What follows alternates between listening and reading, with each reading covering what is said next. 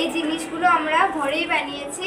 এগুলো বানাতে খুব কম খরচ লাগে, খুব কম সময় লাগে। ঘরে থাকা বিভিন্ন কাগজ, কালার, তারপর গ্লু ইত্যাদি ব্যবহার করে এগুলো বানানো যায়।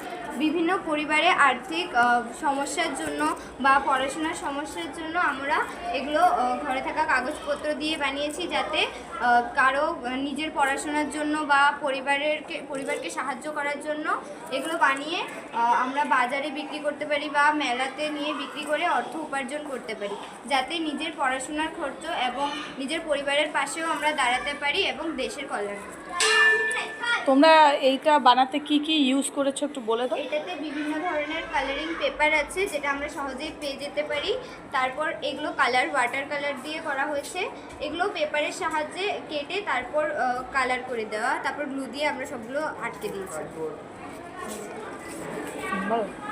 আর এই ফুলগুলির কথা একটু বলে দাও। ফুলগুলোকে বিভিন্ন রকমের সাইজ করে কেটে তারপর সবগুলোকে মানে বুঝে বুঝে গ্লু দিয়ে আটকে দিলেই এগুলো হয়ে যায়। ফুলটার বিষয়ে তুমি কিছু বলবে, বলো। কি কি কালারে ফুল বানিয়েছো? Green, yellow, light pink, blue আর রেড। আচ্ছা, আমরা তো এটাকে একটা মালার মতন তৈরি করে এটা ঘরে অ্যাজ এ ওয়াল হ্যাঙ্গিংয়ের মতনও ঝুলিয়ে দিতে পারি না? তারপরে এটা তোমাদের হাতের কাজ খুব সুন্দর হয়েছে। তোমাদের এইভাবে তোমরা জীবনে উন্নতি করতে পারবে বা আত্মনির্ভর হতে পারবে। যদি চাকরি না পাও, নিজের উপর নিজে বিশ্বাস রেখে অন্য কিছু অনেক কিছু বানাতে পারবে। আচ্ছা, ঠিক আছে।